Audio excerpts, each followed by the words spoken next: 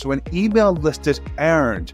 If we don't have the privilege or the right just to think, just because some Muppet signed up for my free ebook, therefore they are on my email list, they're going to stay there forever. No, getting them on the email list is actually the easy part. Getting them to stay is harder, and getting them to buy is the key.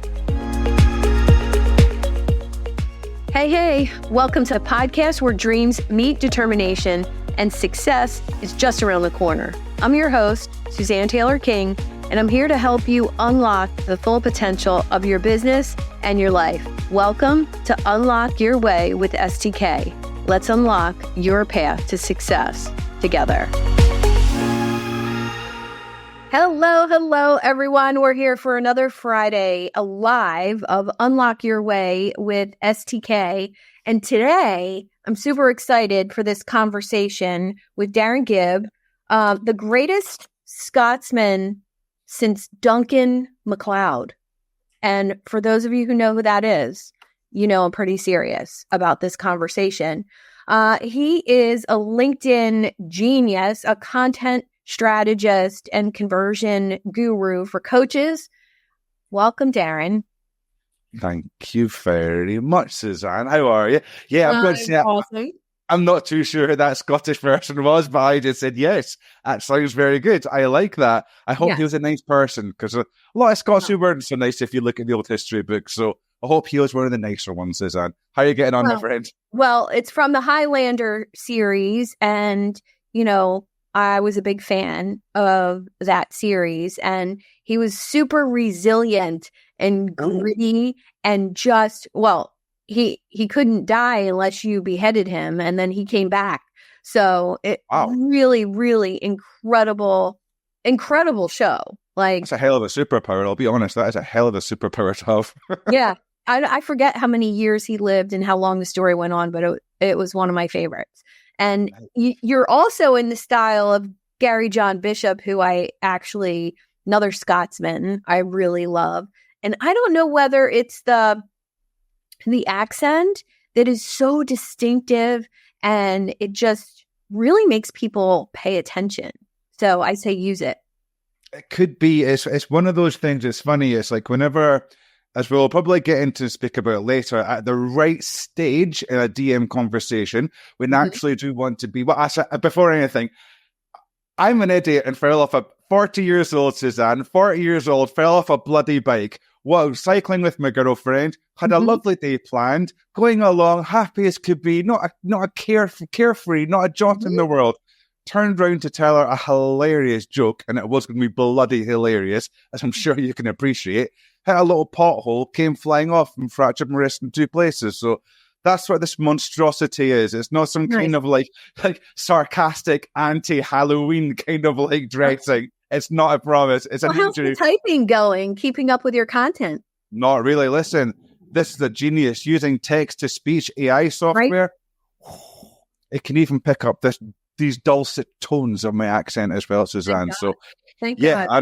I know. There was a lot of years where us poor Scots got left behind in the voice-to-text revolution, but we're finally okay. Siri just freaked out when it first came out 10, 12 years ago, so I'm quite happy. It's not so bad now, but that's yes, the voice notes, going back to the accent, the voice notes at a very deliberate, strategic point within a DM conversation. It always gets a really good response from our transatlantic brothers and sisters like yourself. Oh, love your accent. Oh my God. I'm 1/16 Scottish and 1/16 Malay and things like that. Beautiful. I love it. English people, not so much of a fan. They tend to go, you fucking jocks. Thanks very much. Lovely to meet you too. Anyway, I digress, Suzanne. Well, let's talk about since I started following you, which I don't remember how long it's been. It's been a while.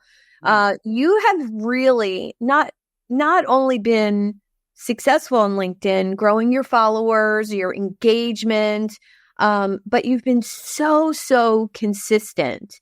And talk a little bit about what that looks like when you help someone else do that. Yeah, so, well, I mean, it's one of those things. It's a little bit like the word authentic. Be authentic. Yeah. What does that mean? Be consistent.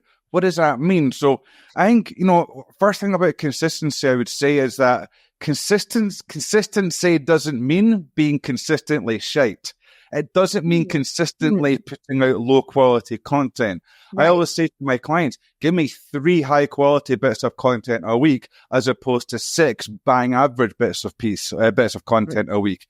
So being consistent is about doing what you love, right? It's something, you're a great example of this, Suzanne. It's what I massively admire about you. Oh, thank you. Truly do what you love. There's no getting around it. You know, it's, I was a high school teacher for 10 years. I love teaching. I think that's why now I don't consider myself to be a coach. I am still a teacher, you know, but there were days even when teaching, due to the internal politics of teaching, which is just horrific, I would get out of the bed and think, I can't be bothered. Can't be bothered going in today, right? Yeah. Whereas I don't know about you, but I can't remember the last time I woke up, Suzanne, and thought, I can't be bothered. Oh God, I've got this client. I never wake up feeling that, right? No. And I was a dental hygienist for 20 years before I became a coach. And I mean, I can't say I hated what I was doing, but the parts that I loved were the, every hour I got to talk to a new person. Every hour, and so when I connected those dots, I've always been an entrepreneur. I've started different businesses, right, while I was a dental hygienist. But the dental hygiene thing was the stability and the benefits and all of that. But when I became a coach, imposter syndrome, who am I to be doing this, blah, blah, blah. And somebody connected the dots for me between the, 40 hours a week as a dental hygienist, talking to a new person every hour from all different walks of life, from, 2-year-olds to 85-year-olds. And they connected that for me and said, you will never have a problem as a coach because you know how to build rapport and you know how to talk to people. Interesting. I think teaching verges into that quite a bit as well, right? Seeing up to 120 kids a day, having to remember, that was always my big thing. I'd always, without going too much in, I always liked the kids who were, what other teachers would call challenging, I would just call normal human beings, the non-A students, give the A students a fucking textbook. They'll pass. I promise you, they'll pass. They'll be all right. It's almost that mentality. So I like the ones who were out, was completely, they were challenging and they had no hope and all that. But I find myself getting quite angry with teachers. They'd say, oh, such and such, he or she's just a little bastard. They're so badly behaved, so disrespectful. I would always say, what have you done, Suzanne, to build a bridge with them? Because they're an adolescent teenager whose hormones are all over the place and they don't know who they are in this world. So what have you done to establish a connection as an adult with this individual? Not another number, not a number on a register, not a number on to tick off that they've done their homework, but individual. So I think you're right. I do think that in the world that we both share at the moment, there's a huge thing there, and it is about people. It's it's the learners were always at the center of everything I did as a teacher. And that's just now my clients are at the center of everything that I do as a teacher, If they're not successful, I can't be successful. And it very much maintains that way. Well, I just heard a connection for you about, when you were a teacher, engaging those more difficult students. And engagement is really a hot topic right now. And you could look at engagement. I like how you did that, Ms. Taylor-King. That was very nice. Go on. Very nice. Well, engagement, everybody talks about wanting engagement on social media. Oh, you want people to like and comment on your stuff, right? Which is nice, but it's vanity metrics. Yes. True engagement is when somebody doesn't comment and sends me a DM about a post and says, Suzanne, I felt like you were speaking to me, or well done on that post. I really enjoyed your story. My post today has a story about meeting a billionaire, and I knew who he was, but we met at the dog park. I had a Great Dane. He had a Great Dane. I used the dogs as rapport, right? I couldn't have scripted it better, and I didn't plan the meeting, That's the kind of engagement that is really key in the world of social media distractions. 110%. I mean, engagement for engagement's sake is pure bullshit. Let's just call it out right now. Right. Easiest thing in the world is to spend a quarter of a second, not even that, a millisecond, tapping a like button and scrolling on.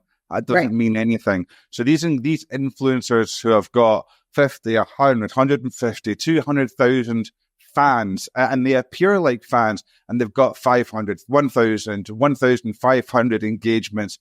It means nothing.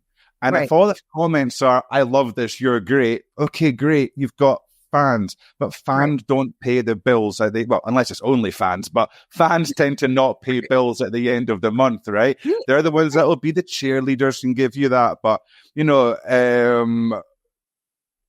mean, the whole idea of LinkedIn, Dan Roth, the editor-in-chief about 18 months ago, said when something goes viral on LinkedIn, we start sweating. Because that's not how this network's meant to work. We do not want things going viral. So that's why we don't tend to see big numbers compared to the Instagrams, the Facebooks, and so on. Yeah. I think that's a good thing. I think we also need to notice that, yes, the reach is down. How many people get to see your post? Do you remember, Suzanne, when I started out, post a picture of yourself, say hello world, and you'll probably get at least 5,000, 10,000 people showing up in their feeds. That's gone dramatically down. But again, I think it's actually an opportunity for us as marketers, content creators, and any coach who says I'm not a marketer, that's why you're failing. That's why you're not winning clients. Yes, please. Please, coaches who don't want to market yourself. I've met one coach in the last year who's been a coach for 30 years. Right. Well, actually two coaches in the last year who charge ridiculous fees. They barely have a website. They don't post on social media, but they've been coaching for 20 and 30 years respectively. And they work with such elite clients. Those elite clients aren't on social media anyway. So, and they refer to other elite clients because they've gotten good results. There's no billionaire on LinkedIn searching for a coach. You have to go meet them somewhere. Somehow 100%. You have to research, and you have to figure out how to meet them in real life. So that's my soapbox for coaches. Like, it's not going to happen. If you want to work with, millionaire business owners, they're not scrolling social media looking for a coach. It doesn't happen. Exactly. And I would even perhaps suggest that nobody's really scrolling social media for a coach. We know only 3% of people who are looking at your content, Suzanne. 3% are problem aware and actively looking for a solution. Exactly. Only 7% more of them are actually fucking problem aware. So that means 90% of people, 9 in 10 people checking out your content aren't aware they have a problem. So what do we do? This is where so many of the fucking gurus get it wrong. Oh, speak to pain points, speak to problems. How can you do that if they're not aware? You're a multi-millionaire person who needs coaching. They aren't necessarily intrinsically aware of the pain points, but they are aware of symptoms. Yeah. If I've got a strange cough, it sounds like that. For example, people. Hello, everyone. Like the dog. Hello. Yeah. If I had a cough like that. The dog from Saturday Night Live that Kramer was coughing like. Sorry, squirrel. That's all right. Sorry, I'll share that. Do tell me. I'll share the episode with you. I like that. Very good. I like that. Thank you, Suzanne. You're welcome. So if I've got a cough like that, right? I go, a bloody cough of mine. And you say, Darren, that doesn't sound good. Have you been to the doctor? No, I'm all right. Well, Darren, my uncle had a cough like that and he was dead within 12 weeks. He was coughing up blood. Do you have any mucus that's kind of red coloured? Yeah, I do. Right, bollocks, I better get to the doctor. So because you're symptom aware, you have me symptom aware. And that's what our content should seek to do. Our content should be a conduit to the symptom, not the problem. Because if 9 in 10 people don't have a bloody clue that they have the problem, we need to speak to that symptom instead. So instead of saying, for example, your DM game sucks. No. Why is it you're not getting the engagement? Why are you getting ghosted? Why do people not seem to open up to you in the conversations? Those are the symptoms of a poor DM game. Rather than saying you don't know how to use direct messaging, you need a strategy. So playing to the symptoms is so important rather than the problems. I think that's one thing that people really get confused about. And they also try to be for everyone. That's a massive problem, Suzanne. Yeah. I love you all. There's probably combined, I think there's about 15 watching at the moment on LinkedIn and everything. Lovely. Thank you. Certainly my channel. If anybody here doesn't particularly like the way I speak, this fact that I say the word fuck quite liberally, the way I look, the way I sound, that's okay. I've not got a problem with that. Right. You can just click off this and not watch anymore, and that's okay. We can still be friends if you want. It's a bit weird, but we can still be friends. I don't need you to be my biggest fan. What I need are a certain amount of people to be, and that's where I have a sustainable multi-six-figure income every single year. Because I've got a certain amount of people who just get me. We want our content to attract and repel. And that's the main reason people's content doesn't land. And executive coaches, I'm looking at you. I couldn't give a shit about your free workshop. I couldn't give a damn about your masterclass. I could not give a rat's ass.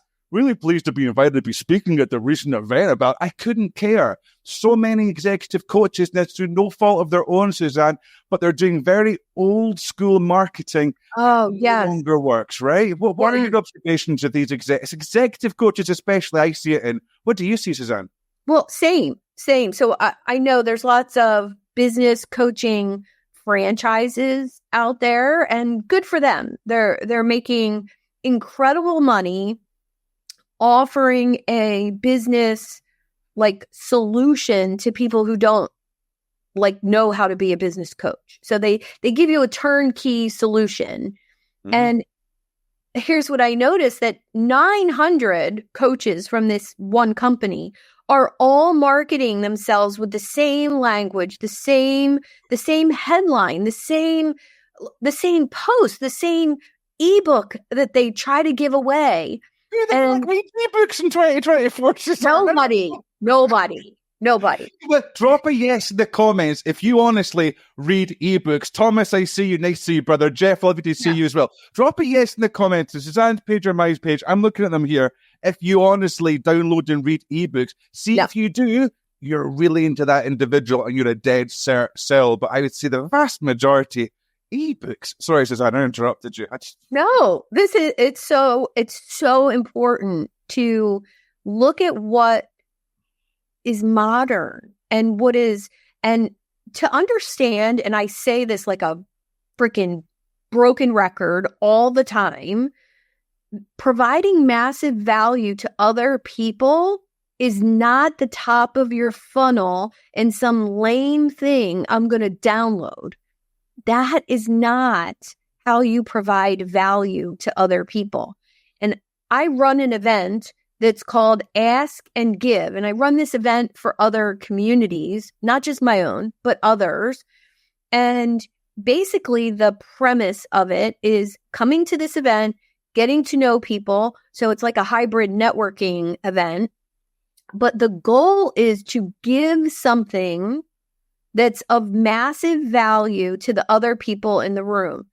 And I have to explain every single time I run this event, I have to say, massive value is not the top of your funnel. Massive value is not the top of your funnel. Massive value is not your opt-in. And I repeat it 5 or 6 times, and we'll get to somebody in the meeting and they're like, oh, I have this great ebook on da da da da da. And I'm like, no, you're not hearing me. So hear me now. Anybody who's listening, providing massive value to other people is not the top of your funnel, does not involve subscribing to something that I'm going to download. So just stop doing that. Thank you for the rant. No, I absolutely love it. I love it. Flora in the chat has said that she reads ebooks, and that's all right. Great. Okay. Absolutely fine. Thank you. There can be value in them, but here we go. Flora, I love you, but you know the way I am. I think sometimes we read shit to pretend we're getting shit done. And we're not actually, because genuine value is rarely truly delivered in an ebook. I've certainly made no money through free resources. I think that we do when we're able to, and I'm being very sensitive here, but when we're able to invest, we can. But an investment can be a $27 product download, a $47. I've got some crazy investment from that naturally makes me a few bucks. What do I then do, Suzanne? I invest in that mid-ticket value of the same person. Okay, this got me here, so I'll invest to there, and that's $500. And then I'll go up to that high ticket, just simply on the value that I'm being given by this individual. But yeah, free resources are really useful. Thank you, Flora. I love you, my friend. Yeah, awesome. Free resources are useful to get people into your world. But to your point, I think that the massive value, I would say there should be a lot more value in this chat that we're having right now than any ebook that we put together, right? Oh, it's a lot more interactive, more enjoyable, I think. Yeah. So there's lots of different ways for Lars to read every time we go. That's fair enough, Lars. So I think there's lots of different ways in which we can do marketing. There's definitely not one size fits all. For some people, Suzanne, they will get lots of that giving massive value. Hormozy says, give, take. That's all right. I tend to give 90%. I like to say, I'll build the house for you. I'll let you look in the windows. Might even give you a little guided tour. But you're not getting the fucking front door keys. That's what you get when we work together, right? I love that so much because I give, I would say, 95% of information I give. But the magic comes in with the implementation. And that's the thinking partner that I am for my clients, and that I believe you are too, because theory is wonderful, right? You can go out to social media and do a YouTube search. You can learn how to do pretty much anything. And I'm going to use my AI mentor as an example. He's got a Facebook group with 250,000 people. Shout out to Jonathan Mass. And massive value in this Facebook group, from learning prompting, learning image design. Like, he literally gives it all away. Now, most people aren't going to implement what he's teaching in those Facebook posts. They're not. And he shared a YouTube video, and I watched it. I had to rewind a couple spots a couple times, and I had something mastered. And I shared my results in the group. And I said, thank you, for this YouTube training. This was awesome. Here's what my output was. That post got him 5 clients, because I'm sharing that I'm doing what he says. I just provided massive value to him. Yeah. And I do that all the time for other people because I'm learning from stuff. And I was in his challenge this week. He does a week-long challenge every month. It's $97 to join his challenge. Now, of course, he's promoting it in a group of 250,000 people. He's already provided massive value to those people.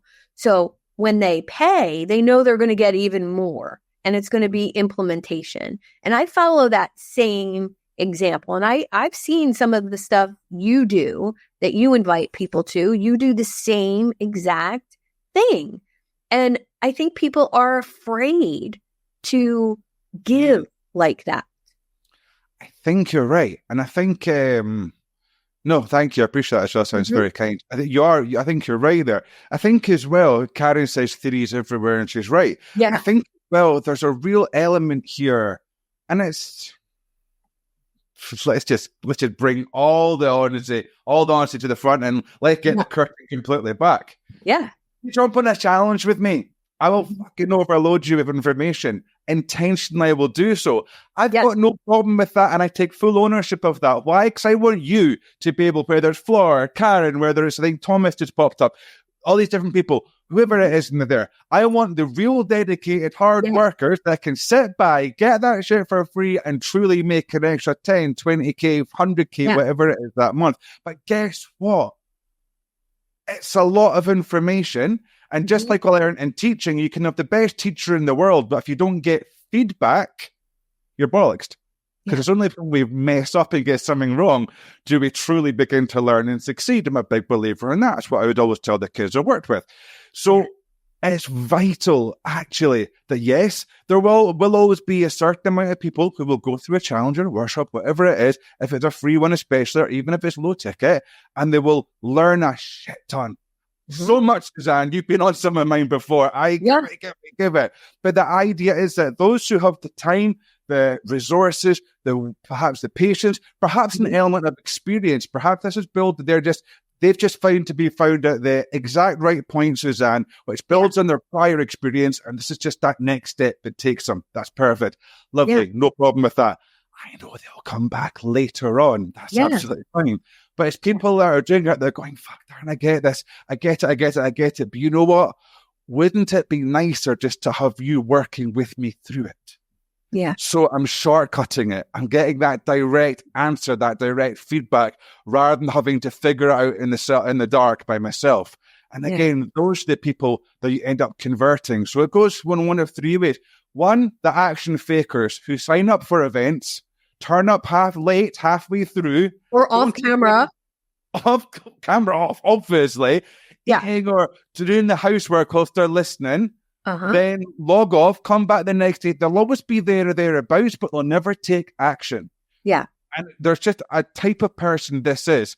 Well, those are the ones who unfortunately never make it to where they deserve to be because they don't take that massive action, even just action, the action fake. They think by signing up to something, sitting there, paying half attention, but not implementing it, that'll do. I'm being busy. And I'm not saying this is Flora, but I think that's the ebook mentality and the free book mentality. I'm learning something. Oh, look. Totally. Totally. And I think even myself, I read Russell Brunson's books years ago and never implemented them. Read them cover to cover. My God, this is brilliant. Didn't implement them. We've got to implement things. So there's those people there, the action fakers. Then there's those who just get it, implement it, works for them perfectly. They'll come back at a later stage. And then there are those further down the funnel who is like, yeah, I get it, I understand it, but I want help now. And you're the person to give me that help. Takes about 6 hours to go back to your question about consistency. Takes about 6 to 7 hours, more or less, Suzanne, of exposure to somebody's content for you to become, know, like, and trust them. Just believe this person gets me, they can solve the problem. Yeah. That works out roughly, if it takes 2 minutes to read a post, Monday through Friday, 42 weeks on LinkedIn. And that's assuming they see your content every day, Monday through Friday, which we know they don't. Or we can do live streams, webinars, challenges, and shortcut that really, really quickly. So there's so many ways to do I love that so much because, I'm telling people it takes, if only 1% of your followers, your group members or your list is seeing what you're doing on a daily basis, you have to repeat yourself so often. I recently came up with 900 different ways to talk about my year-long program.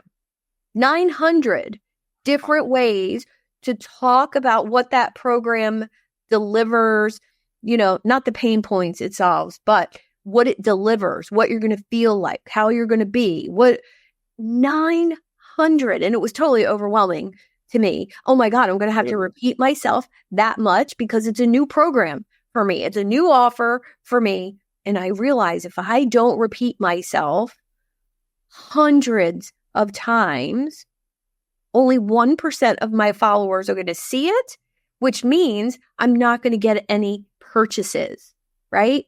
And I think that's something that people forget. And I want to go back to what you said about exposure. This is why I do a monthly workshop, a monthly free workshop that I want to get people in the Zoom room with me. And I know you do the same thing. I want that interaction, and I want you to see me, not a PowerPoint. I'm not hiding behind slides. I want you to see me, feel my emotion, feel my passion for what I'm teaching you. And sometimes it's scheduled for an hour and I go for 2. And at the end, people are like, oh my God, I feel like I was drinking from a fire hose. Awesome. Not changing that. Right? Yep. And Yep. I just think if more people could do that and be that for, I don't care if one person shows up for your workshop, you over deliver for that person. And I ask them to talk about it. You know, if I had one person show up, tell me what you would do. If you had one person show up, I would serve them powerfully, and I would ask them for some kind words, whether it was a LinkedIn testimonial or whatever. Mm-hmm. Yeah, absolutely. That'd be the one-on-one. Would cancel the workshop because there's only one person there. It's ego, and that comes down to ego. It comes down to I deserve more than one, or even actually the opposite. Yeah. I feel because I've only got one signed up. I always just feel, grow up, man. You've got one more than zero. Do you know what I mean? If you've got zero, and even if you've got zero, forget, don't cancel it. Record it and send it out as a free training, as a webinar or something. You've allocated 1 hour of your time to this thing. So if you've not been successful in it, ask why. What's the reason? So I always say there should be a 2-week pre-launch, a week launch, and a 2-week post-launch. Oh, thank you. Thank you, right? Repeat it for those in the back. 2-week pre-launch, week of the launch week, 2-week post-launch. And again, I've seen people, and it's frustrating. I've seen wonderful clients who perhaps they've not, and it comes down to that, I didn't get what I expected. And so what we do is we simply reverse engineer it. And it's a case of, how were your 2 weeks? Pre-launch.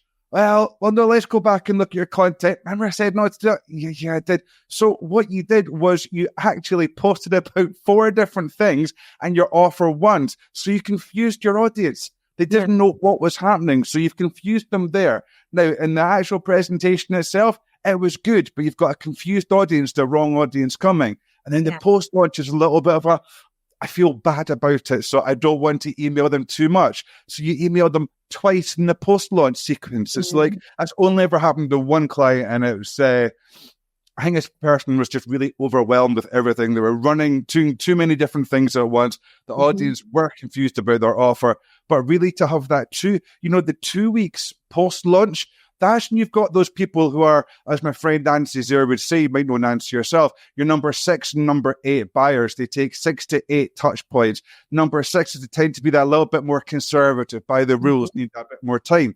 Number 8 tend to be super focused on ROI. They tend to be very analytical. Social proof doesn't matter to them. They're wanting to work out for themselves, right? So it's your number 2s and 4s. They will instantly buy. The 2s will have bought almost before the webinar. You'll be halfway through. They'll be getting their credit cards ready, right? The other 2s and 4s will then buy during the webinar, which is why urgency, FOMO works really nicely. But then there are going to be a chunk, 40 to 50% of people who just need that wee bit longer, Suzanne. I don't know. I will not spend I agree. I will spend over 1K on the call with you. I will not. I never have. I will always ask to think about it. Give me 24 or 48 hours, I've told people to fuck off because I've really wanted their thing. It's been 10K and they've tried to FOMO. They've tried to pressure sell me. And I've just gone, I can't trust you. Right. I want to buy from you. I can't trust you. Yeah. Well, I love the post-launch because some of the most magical things that I have done in the last 2 years is after an event. So my last event was all about 14 different AI tools that every entrepreneur should know about to increase productivity. It had a great title. It got great. I think I had 188 people register. Beautiful. Which that's really good for, me posting it on Facebook, my list, and LinkedIn. And so 188 register. How many people in the room? 40 people in the room. That's about the numbers right now with events. So the magic comes in what am I sending those 188 people after the event? I want them to know they missed magic in the room. So it's going to be a great thumbnail. It's going to be the YouTube replay in the email, plus some extra little thing, whether it's a Google Doc with what I talked about.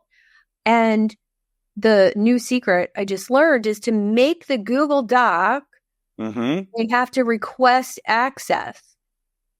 So then I know who has requested access to the bonus, which nice. It's a miracle because it shows you who's taking action. It shows you who's actually really interested. They watch the replay because, I'm watching the count go up on YouTube, but then keeping track of who's getting the value from your email, it's genius. Okay. So that's really nice. So for the post-launch sequence, what you're saying to me here, Suzanne, is we can have a Google Doc, private, request access. So that's really smart because you see exactly, you can keep a spreadsheet, exactly who it is that's requesting access to that. I'm imagining it's a link to an unlisted video on YouTube, would it be? So it's not public for everyone to see. Of course it is. Lovely stuff.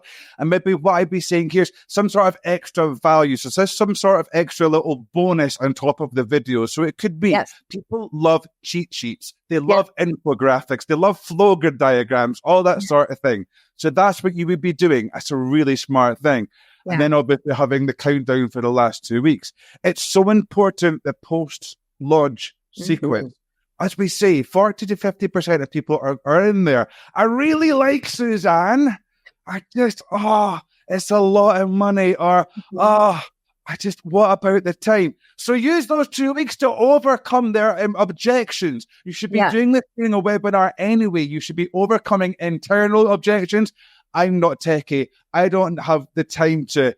I'm not good at doing this. I don't believe I'm good at this. And the external objections as well. I don't have the time would be another one as well. I don't have the money. What would the friends say? What would family say? Am I ready for this?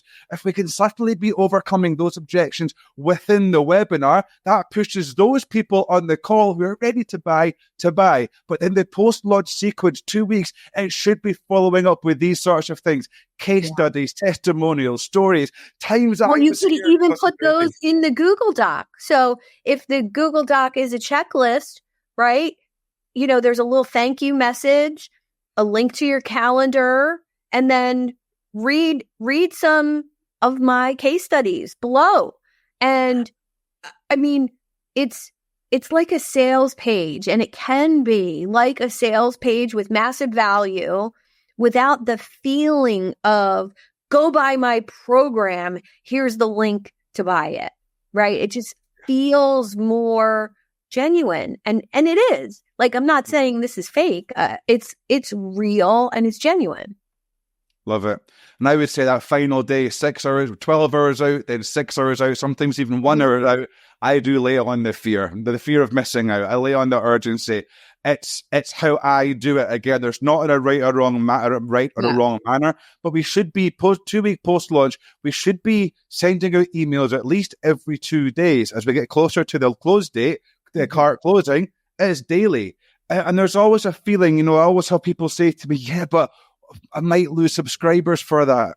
Fucking what? They weren't going to buy from you in the first place. Don't stress about it. And I think it mitigates. You're able to balance it, Suzanne, if you're regularly providing value.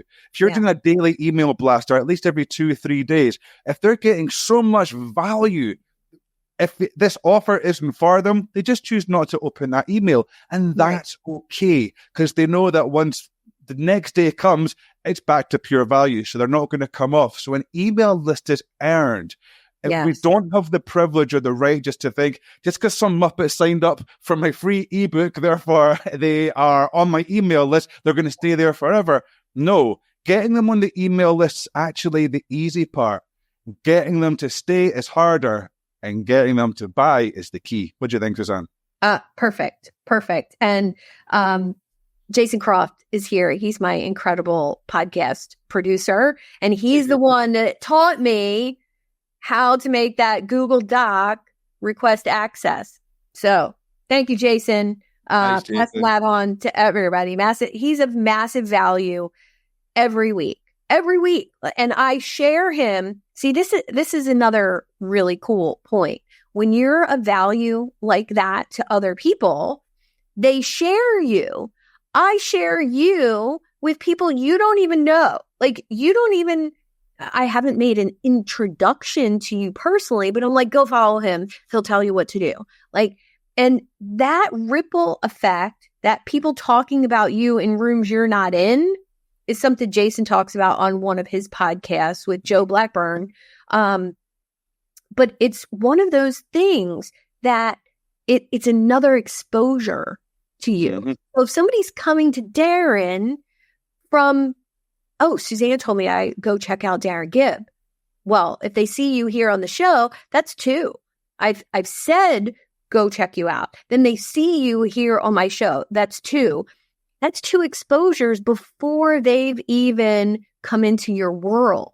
And there's so much value in and that. They're from a trusted source. Yeah. Who is STK, isn't it, Suzanne? STK said, Darren, yeah. Right, well, I love her. She's never let me down. And that's such a warmer. And you're right, even though it's not an introduction per se, let's say, it is an introduction insofar as it's that recommendation that, this person's good. They're a good person. You will like them. And the like is part of the triad of know, like, and trust. If we can get that like beforehand, it leads to the trust, which leads to the no, or no leading to trust, depending which way. So agreed. And then the borrowed trust. You're on my show today. You shared it with your tribe. Thank you so much. So could there be trust that your listeners have in me because you're here with me? Yes, absolutely. Why do you think Jason, my producer, recommended me doing a podcast in a different format than a lot of people do? I was doing a live stream anyway. Well, let's turn it into a podcast and use that. The idea of having conversations with people, not interviews, conversations. Like, I feel like I'm sitting in a coffee shop shooting the shit about business with Darren, and such a privilege, such an honor, right? And then my tribe feels like that about you too, but also me. Yeah. And so it's incredible. So thank you. Thank you, sister. And I think it's so important as well, Suzanne. I think that too many LinkedIn lives are generally done pretty poorly. I think they're generally pretty boring. It's either a lot of flexing or a lot of interview style. And I think that, the coffee shop kind of idea is nice. We didn't come on here with a set of fucking 20 bullet points that we had to hit. No, we just knew it was going to be around content marketing, creation, client acquisition, DM, and we'll just see where it goes. And I just think it leads for such a more organic, beautiful, and natural conversation. And like you say, it is who you and I are. Perhaps for some people, Suzanne, perhaps they need the interview format because that's what they believe their audience wants, which it probably actually isn't, but they believe it is. They need that more formal kind of setup. But I think this is where it should be. I think that especially on LinkedIn, we're kind of tired of that, and it's just time to have normal conversations. And I think what can come out of these conversations like this are just so much more fruitful and interesting because it's a shared natural desire and conversation, which is led upon or led by what one another find interesting. And I just think that's so much more fun. I do too. A perfect segue into Coaches in Conversation is an event that I've been hosting for over 2 years, once a month, inviting coaches into the room with an expert on a topic that's relevant for us, from pricing to offers to visibility. All kinds of incredible people have joined to have that conversation in that room. And Darren, you've agreed to be November's conversation starter in my event. So thank you very much. And for all those coaches that are out there listening, if you want an invitation to Coaches in Conversation, it's the third Wednesday every month at 4 p.m. Eastern. Darren's going to be the guest this month. So if you want to attend, just hit me up with a DM or a comment below this video and I will get that invitation to you. Darren, any final words for our audience today? It's just been a blast. Genuinely, I could go for another 20 minutes. I'm not even joking. I think it's amazing. I think so many, especially you and I, kind of both serve coaches, executive coaches, increasingly more so. I'm really enjoying working with, but I love working with other coaches as well. And I think it's something that can be quite a lonely experience sometimes. Yeah. And I think it's important to have coaches conversations. It's important to be doing lives like this. It's important to be within masterminds, within networking groups, within having coaches like yourself, like me. I think these things are really important because it can be quite a lonely existence. And I think that there's just so many incredible people who aren't marketers, Suzanne. They spent 15, 20 years doing something that they enjoyed, but they feel that there's more to life for them, and they tend to go into the coaching realm and they come in without this kind of knowledge. So that's why, as I say, conversations with coaches is brilliant, because you've got pricing, offer creation, value creation. I'll be talking about social media, how to be doing DM strategy, which is what really almost 99% of people get wrong. You know, people just go in and have a conversation, and before they know it, they're the best friend of the person. They know the person's dog's name, wife's favorite ice cream flavor, name of the kid's school, but it's too awkward to take it into an actual conversation and a sales call. So a lot of it is down, it's what I'm going to be speaking to your group about. So much of it is down to what we call framing and having frame control. Yes. We all naturally have frames, whether we realize it or not, but being able to control our own frames is what makes for a DM conversation that goes into a call. So we're the expert frame. That's really important. We're the expert in our space, and no matter who it is we're speaking to, we maintain that frame. We've also got the power frame, where what we're doing is we're getting people to answer questions that we answer. So it sounds horrible, but we're conditioning them, emotionally conditioning them with this idea: ask a question, answer, ask a question, you answer. We emotionally lead them through our content, which looks at symptoms. We get them into DMs. We emotionally lead them through commonality, into finding this symptom or pain point, finding out if we are the one to be able to help it, to offer a bit of value, and then jump onto a call. And by the time that they're actually on that call, they see you as their Dios, they see you as their God, they see you as their expert. Suzanne really gets me. When somebody has that feeling, Suzanne, it's a really easy conversion. So that's what we're going to have so much fun, and we'll be able to go as long as we want for Coaches in Conversation November. Thank you. Appreciate you. Brilliant. And listen, thank you so much as well for having me. All of you watching. I know it's been a really steady stream. I'm seeing it here as well. So yes. Brett, we've had Flora, we've had Karen, I've seen, we've had Jonathan, I think, we've had Thomas, Jeff. Thank you all, and everyone on your beautiful side as well that's been watching. And thank you so much for having my friend. We'll have to do it again, definitely. Yes, I loved it. Thank you, everyone, for tuning in for another episode of Unlock Your Way with STK.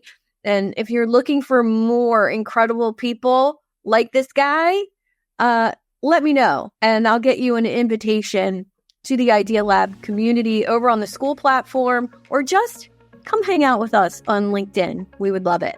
Have a great day, everyone. Thank you for tuning in to another empowering episode of Unlock Your Way. I hope you found today's discussion inspiring and you're ready to take your business and personal growth to that next level. If you're feeling as fired up as I am and eager to unlock that full potential, I'm here to help you on your journey and provide that personalized guidance tailored to your unique goals and challenges. Simply book a one-on-one coaching call with me, and we'll dive deep into your business aspirations and see how we could co-create a roadmap for your success. And whether you're striving to scale an enterprise or just getting started, I'm here to support you every step of the way.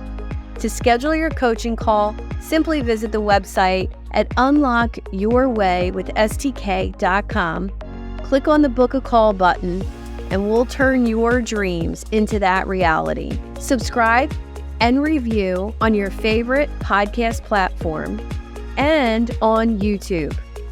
Plus, you can join over 800 entrepreneurs in the Idea Lab Facebook group. Let's make success as an entrepreneur happen together. Until next time, I'm STK. Keep dreaming big, stay focused, and most of all, have fun while you're doing it.